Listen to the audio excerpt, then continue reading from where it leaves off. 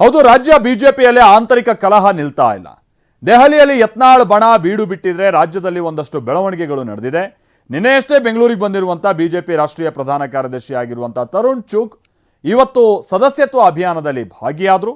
ಇದೇ ಸಂದರ್ಭದಲ್ಲಿ ನೀವು ಈಗ ತಾನೇ ನೋಡಿದಾಗೆ ಜಿಲ್ಲಾಧ್ಯಕ್ಷರು ಯತ್ನಾಳ್ ಹೆಸರು ಹೇಳದೆ ಒಂದು ಗುಂಪಿನ ಬಗ್ಗೆ ಕ್ರಮ ತೆಗೆದುಕೊಳ್ಬೇಕು ಅಂತ ಸೂಚಿಸಿದ್ದಾರೆ.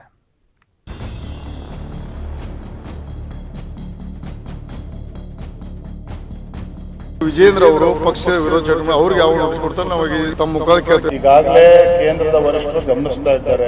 ಶಿಸ್ತು ಕ್ರಮ ಕೈಗೊಳ್ಳಬೇಕಾ? ಬಹಿರಂಗವಾಗಿ ಪಕ್ಷವನ್ನು ಟೀಕೆ ಮಾಡೋದು, ಪಕ್ಷದ ಅಧ್ಯಕ್ಷರುಗಳನ್ನ ಟೀಕೆ ಮಾಡೋದು ಮಾತಾಡ್ತಿದ್ರೆ ಇವರು ಸಪ್ಪೆ ದುರಂಕಾರ ಒಂದು ರೀತಿ ಸದ್ದಾಂ ಹುಸೇನ್ ಅಂತ ಮಾತಾಡ್ತಿದ್ರೆ. ನಮ್ಮ ಪಾರ್ಟಿ ಒಟ್ಟಾಗಿದೆ. 3-4 ದಿನದಲ್ಲಿ ಎಲ್ಲ ಸುಖಾಂತಿ ಆಗುತ್ತೆ. ರಾಜ್ಯ ಬಿಜೆಪಿಯಲ್ಲಿ ಆಂತರಿಕ ಸಮರ ಯಾವ ದಿಕ್ಕಿಗೆ ಹೋಗುತ್ತೋ ಅದೆಂಥ ಬಿರುಗಾಳಿ ಎಬ್ಬಿಸುತ್ತೋ ಅನ್ನೋ ಆತಂಕ ಶುರುವಾಗಿದೆ. ಯತ್ನಾಳ್ಗೆ ನೋಟಿಸ್ ಕೊಟ್ಟರು ಬಣ ಬಡಿದಾಟದ ಬೆಂಕಿ ಮಾತ್ರ ಆರುತ್ತಿಲ್ಲ. ಅತ್ತ ದೆಹಲಿ ಬಿಟ್ಟು ಯತ್ನಾಳ್ ಟೀಮ್ ರಾಜ್ಯಕ್ಕೆ ಬರ್ತಿಲ್ಲ. ನಾಳೆ ಕೇಂದ್ರ ಶಿಸ್ತು ಸಮಿತಿ ಎದುರು ಯತ್ನಾಳ್ ತೆರಳಲಿದ್ದಾರೆ. ಹೀಗಿರುವಾಗ ದೆಹಲಿಯಲ್ಲೇ ರೆಬೆಲ್ ಶಾಸಕರ ತಂಡ ಸಭೆ ಸೇರಿದ್ದು ಮುಂದಿನ ರಾಜಕೀಯ ಹಾದಿಗಳ ಬಗ್ಗೆ ಚರ್ಚೆ ಮಾಡಿದ್ದಾರೆ.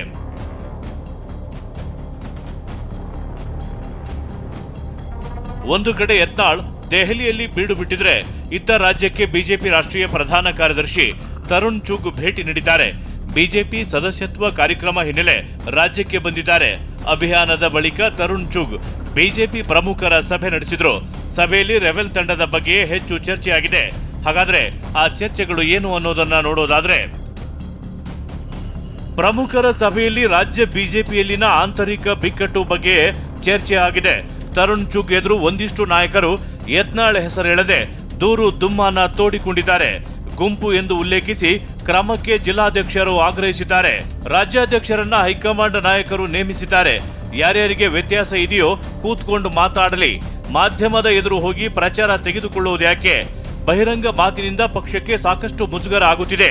ಇದನ್ನ ಸರಿಪಡಿಸಬೇಕು. ಹೀಗೆ ಬಿಟ್ರೆ ಪಕ್ಷಕ್ಕೆ ನಷ್ಟ ಆಗುತ್ತೆ. ಪಕ್ಷ ಸಂಘಟನೆಗೆ ಬೂತ್ ಮಟ್ಟದಲ್ಲೇ ಹೊಡೆತ ಬೀಳುತ್ತೆ. ರಾಜ್ಯ ನಾಯಕತ್ವದ ವಿರುದ್ಧ ಮಾತನಾಡುವುದರಿಂದ ಮುಜುಗರ ಆಗುತ್ತೆ ಎಂದು ತರುಣ್ ಚುಗ್ ಎದುರೇ ಒಂದಿಷ್ಟು ನಾಯಕರು ಅಸಮಾಧಾನ ವ್ಯಕ್ತಪಡಿಸಿದ್ದಾರೆ. ನಾಯಕರ ಬೇಸರಕ್ಕೆ ರಿಯಾಕ್ಟ್ ಮಾಡಿರುವ ತರುಣ್ ಚುಗ್ ಇದೆಲ್ಲವನ್ನ ರಾಷ್ಟ್ರೀಯ ಅಧ್ಯಕ್ಷರ ಗಮನಕ್ಕೆ ತರುತ್ತೇನೆ ಎಂದಿದ್ದಾರೆ. ಸಭೆ ಬಳಿಕ ಮಾತನಾಡಿದ ಬಿಜೆಪಿ ರಾಜ್ಯಾಧ್ಯಕ್ಷ ವಿಜಯೇಂದ್ರ, ಯತ್ನಾಳ್ ವಿರುದ್ಧದ ಶಿಸ್ತು ಕ್ರಮ ಕೈಗೊಳ್ಳುವ ಬಗ್ಗೆ ವರಿಷ್ಠರು ಎಲ್ಲವನ್ನ ಗಮನಿಸುತ್ತಿದ್ದಾರೆ. ನಾನು ಅಧ್ಯಕ್ಷನಾಗಿ ದುಡಿಯುತ್ತಿದ್ದೇನೆ ಅಂದ್ರು. ಈಗಾಗಲೇ ಕೇಂದ್ರದ ವರಿಷ್ಠರು ಗಮನಿಸ್ತಾ ಇದ್ದಾರೆ. ಶಿಸ್ತು ಕ್ರಮ ಕೈಗೊಳ್ಳಬೇಕಾ, ಈಗ ಸುಮ್ಮನೆ ಬಿಡಬೇಕಾ, ಎಲ್ಲವೂ ಕೂಡ ತೀರ್ಮಾನ ಮಾಡ್ತಾರೆ. ನನ್ನ ಅಜೆಂಡಾ ಅಥವಾ ನನ್ನ ಮೂಲ ಉದ್ದೇಶ ಮುಂದಿನ ದಿನಗಳಲ್ಲಿ ಭಾರತೀಯ ಜನತಾ ಪಾರ್ಟಿ ಸ್ವಂತ ಶಕ್ತಿಯ ಮೇಲೆ ಅಧಿಕಾರಕ್ಕೆ ಬರಬೇಕು. ಎರಡನೇದಾಗಿ ಏನು ಅಡ್ಜಸ್ಟ್ಮೆಂಟ್ ರಾಜಕಾರಣ ಅಂತೇಳಿ ನಮ್ಮ ಕೆಲವು ಕಾರ್ಯಕರ್ತರು ಮುಖಂಡರಲ್ಲೂ ಕೂಡ ಅಭಿಪ್ರಾಯ ಇದೆ. ಅವೆಲ್ಲದಕ್ಕೂ ಕೂಡ ಇತಿಶ್ರೇ ಆಡಬೇಕು. ಆ ನಿಟ್ಟಿನಲ್ಲಿ ನಾನು ಪಕ್ಷಕ್ಕೆ ಶಕ್ತಿ ತುಂಬತಕ್ಕಂಥ ಕೆಲಸ ಮಾಡ್ತಾ ಇದ್ದೇನೆ. ರಾಜ್ಯದ ಅಧ್ಯಕ್ಷನಾಗಿ ಪ್ರಾಮಾಣಿಕವಾಗಿ ದುಡಿತಾ ಇದ್ದೇನೆ. ಹರೀಶ್ ಹೆಸರು ಮುಂದೆ ಏನಿದೆ, BP ಇದೆ. ಸ್ವಲ್ಪ ಅವರು ಸಹನೆನ ಕಳ್ಕೊಳ್ತಾರೆ ಅವಾಗ ಅದೇನಾರ ಇರಲಿ. ಅವರು ಕೂಡ ನಮ್ಮ ಶಾಸಕರಿದ್ದಾರೆ, 2ನೇ ಬಾರಿ ಗೆದ್ದಂಥ ಶಾಸಕರಿದ್ದಾರೆ.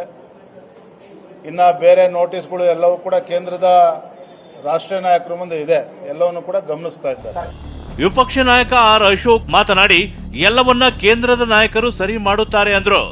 ನೋಡಿ, ಅದೆಲ್ಲ ಕೇಂದ್ರದ ನಾಯಕರು ಅವೆಲ್ಲ ಸರಿ ಮಾಡುವಂತ ಶಕ್ತಿ ಇದೆ. ನಮ್ಮ ಕೇಂದ್ರದ ನಾಯಕತ್ವಕ್ಕೆ ಆ ಶಕ್ತಿ ಇದೆ. ಅದನ್ನ ಮಾಡ್ತಾರೆ. ನಮಗೂ ತಾಳ್ಮೆ ಬೇಕು. ತಾಳ್ಮೆ ಎಲ್ಲದಕ್ಕೂ ತಾಳ್ಮೆ ಬೇಕು. ಈಗೇನು ಯಾವುದು ಎಲೆಕ್ಷನ್ ಇಲ್ಲ, ತಾಳ್ಮೆ ಇರಬೇಕು ಅಂತ ಹೇಳಿದ್ದಾರೆ. ತಾಳ್ಮೆ ಇರ್ತಾರೆ. ಇನ್ನು ಒಂದು ಹೆಜ್ಜೆ ಮುಂದೆ ಹೋಗಿ ಮಾತನಾಡಿದ ಅಶೋಕ್, ಸಭೆಯಲ್ಲಿ ಯಾವುದೇ ವಿಚಾರ ಚರ್ಚೆಗೆ ಬಂದಿಲ್ಲ ಅಂದ್ರು. ಆದ್ರೆ ಆರ್ಗ ಜ್ಞಾನೇಂದ್ರ ಮಾತ್ರ ಸಭೆಯಲ್ಲಿ ಯತ್ನಾಳ್ ವಿಚಾರವಾಗಿಯೂ ಚರ್ಚೆ ನಡೆದಿದೆ ಎಂದಿದ್ದಾರೆ. ಇವತ್ತು ನಮ್ದೆಲ್ಲ ಚರ್ಚೆ ನಡೆದಿರುವಂತದ್ದು ಪಾರ್ಟಿಯ ಸಂಘಟನೆಗಳು ಮಾತ್ರ. ಬೇರೆ ಯಾವುದೇ ವಿಚಾರ ಇಲ್ಲಿ ಚರ್ಚೆಗೆ ಬಂದಿಲ್ಲ. ನಮ್ಮ ಪಾರ್ಟಿ ಒಟ್ಟಾಗಿದೆ. ಸಣ್ಣ ಪುಟ್ಟ ಭಿನ್ನಾಭಿಪ್ರಾಯನ ನಮ್ಮ ಕೇಂದ್ರದ ನಾಯಕರು ಹೇಳಿದ್ದಾರೆ. ಇನ್ನು 3-4 ವಿಚಾರಗಳಲ್ಲಿ 3-4 ದಿನದಲ್ಲಿ ಎಲ್ಲ ಸುಖಾಂತಿ ಆಗುತ್ತೆ. ಕೆಲವರ ಹೇಳಿಕೆಯಿಂದಾಗಿ, ಮಾತಿನಿಂದಾಗಿ ಇವತ್ತು ಬಹಳ ದೊಡ್ಡ ಹೊಡೆತವನ್ನು ಅನುಭವಿಸಬೇಕಾದಂಥ ಒಂದು ಪರಿಸ್ಥಿತಿಗೆ ಬಂದಿದೆ.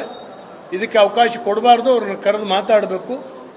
ಮತ್ತು ಅದಕ್ಕೂ ಕೂಡ ಕೇಳ್ದೇನೆ ಶೆಡ್ ಹೊಡಿತಾರೆ ಅಂತ ಹೇಳಿದ್ರೆ ಪಕ್ಷ ಅವ್ರ ಬಗ್ಗೆ ನಿಯಮಾವಳಿ ಪ್ರಕಾರ ಕ್ರಮ ತೆಗೆದುಕೊಳ್ಬೇಕು ಅನ್ನುವಂಥದ್ದು ಈಗ ಈ ಸಭೆಯಲ್ಲಿ ನಾನೂ ಸೇರಿದಂತೆ ಎಲ್ಲ ಹಿರಿಯರು ಮತ್ತು ಶಾಸಕರು ಅಭಿಪ್ರಾಯಪಟ್ಟಿದ್ದಾರೆ. ಯತ್ನಾಳ್ ವಿರುದ್ಧ ರೇಣುಕಾಚಾರ್ಯ ಅಂತೂ ಕೆಂಡ ಉಗುಳಿದ್ದಾರೆ. ಇವರು ಮ್ಯಾಚ್ ಫಿಕ್ಸಿಂಗ್ ಅಂತ ಹೇಳ್ತಾರೆ, ಕೆಲವರು ಮಾತೆತ್ತಿದ್ರೆ ಇವರು ದಾಖಲೆ ಇದೆ ಅದಿದೆ ಅಂತ ಹೇಳ್ತಾರೆ, ಬಿಡುಗಡೆ ಮಾಡಪ್ಪ. ಇವರು ಮಾತೆತ್ತಿದ್ರೆ ಇವರು ಸಪ್ಪರಿಷ್ಟೇ ದುರಂಕಾರ, ಒಂದ್ ರೀತಿ ಸದ್ದಾಂ ಹುಸೇನ್ ಅಂತ ಮಾತಾಡ್ತಿದ್ರೆ.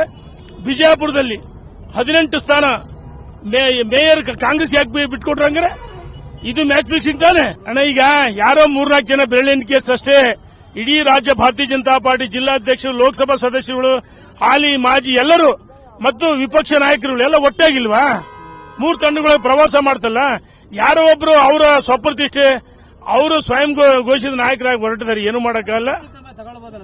ನೋಡಿ, ಕಾದ್ ನೋಡಿ. ಈಗಾಗಲೇ ನೋಟಿಸ್ ಕೊಡಿದ್ರೆ ಅದ್ರ ಬಗ್ಗೆ ರಾಷ್ಟ್ರೀಯ ನಾಯಕರು ತೀರ್ಮಾನ ಮಾಡ್ತಾರೆ, ಕಾದ್ ನೋಡಿ. ವಿಜಯೇಂದ್ರ ವಿರುದ್ಧ ಗುಡುಗಿದ ರಮೇಶ್ ಜಾರಕಿಹೊಳಿ, ಪಕ್ಷದಲ್ಲಿ ನಾವು ವಿರೋಧಿ ಕೆಲಸ ಮಾಡ್ತಿಲ್ಲ, ವಿಜಯೇಂದ್ರರೇ ವಿರೋಧಿ ಕೆಲಸ ಮಾಡ್ತಿರೋದು, ಅವರಿಗೆ ಯಾವಾಗ ನೋಟಿಸ್ ಕೊಡ್ತೀರಾ ಅಂತ ಕಾಲೆಳೆದಿದ್ದಾರೆ. ಅವರು ರಾಜ್ಯಾಧ್ಯಕ್ಷರಾಗಿ ಸ್ವತಃ ಅವರೇ ಫಸ್ಟ್ ಪಕ್ಷ ವಿರೋಧ ಕೆಲಸ ಮಾಡ್ತಾರೆ. ವಿಜೇಂದ್ರ ಅವರು ಪಕ್ಷ ವಿರೋಧ ಕೆಲಸ ಅವ್ರು ಮಾಡ್ತಾರೆ, ನಾವು ಮಾಡೋದಿಲ್ಲ. ಪಕ್ಷ ಒಂದು ಹೋರಾಟ ಸೀರಿಯಸ್ ತೊಗೊಂಡದ್ದು, ಅದನ್ನು ಕೆಡಿಸ್ಲಿಕ್ಕೆ ಪ್ರಯತ್ನ ಮಾಡುವಂಥ ವಿಜೇಂದ್ರ ಟೀಮ್. ನಾವು ಅಂಥ ಒಳ್ಳೆಯ ವಿಷಯ ತೊಗೊಂಡು ಅವರೇ ಮೊದಲು ಸೀರಿಯಸ್ ಅವರ ಮೊದಲು ಮಾಡಿ ನಾವು ಮಾಡೋ ಪ್ರಶ್ನೆ ಬರ್ತಿಲ್ಲ. ನಾವು ಇದೀಗ ವಿಜೇಂದ್ರ ಅವರು ಪಕ್ಷ ವಿರೋಧ ಚಟುವಟಿಕೆ ಅವ್ರಿಗೆ ಯಾವ ನೋಟಿಸ್ ಕೊಡ್ತಾರೆ ನಾವಾಗಿ ತಮ್ಮ ಮುಖಾಂತರ ಕೇಳ್ತೀವಿ. ಯಾಕಂದರೆ ತಾವೇ ಅಧ್ಯಕ್ಷರಾಗಿ ಪಕ್ಷದ ಇದಕ್ಕೆ ಕೆಲಸ ಅಂತ ಕರೆದು ಮೊದಲು ಮೀಟಿಂಗ್ ಕೊಡಿಸೋದು, ಮೊದಲು ಸಹಿ ತಗೋದು ಅಧ್ಯಕ್ಷರು, ಜಿಲ್ಲಾಧ್ಯಕ್ಷರು. ಆಮೇಲೆ ಅದ್ರ ಮೇಲೆ ಪ್ರಶ್ನೆ ಬರೋದು. ಯತ್ನಾಳ್ ವಿರುದ್ಧ ಉಗ್ರವಾಗಿ ಅವ್ರನ್ನ ಹುಚ್ಚಾಟ ಮಾಡುವಂಥ ಸುಳ್ಳು ಪ್ರಚಾರ ಮಾಡ್ತಾರೆ. ಅದಕ್ಕೆ ಮೊದಲು ಅವ್ರಿಗೆ ಗಂಭೀರವಾಗಿ ತೊಗೊಂಡು ನಾವು ಮುಂದಿನ ದಿನದಲ್ಲಿ ನಮ್ಮ ಟೀಮ್ ಹಿಡ್ಕೊಂಡು ಈಗ ಬಂದದ್ದು JPC ಮುಗಿದ ಮತ್ತೊಂದು ಸಲ ಬಂದು ನಾವು ಹೈಕಮಾಂಡ್ ದೂರು ಕೊಡು ವಿಚಾರ ಮಾಡ್ತೀವಿ ನಾವು. ಇಷ್ಟೆಲ್ಲ ಬೆಳವಣಿಗೆಗಳ ನಡುವೆ ಯಡಿಯೂರಪ್ಪ ಹಾಗೂ ವಿಜಯೇಂದ್ರ ವಿರುದ್ಧ ಪತ್ರ ಸಮರ ಶುರುವಾಗಿದೆ. ಸಾಮಾಜಿಕ ಜಾಲತಾಣದಲ್ಲಿ ಪತ್ರವೊಂದು ವೈರಲ್ ಆಗಿದ್ದು, RSS ಮುಖ್ಯಸ್ಥ ಮೋಹನ್ ಭಾಗವತ್ ವಿಳಾಸಕ್ಕೆ ಪತ್ರ ಬರೆಯಲಾಗಿದೆ.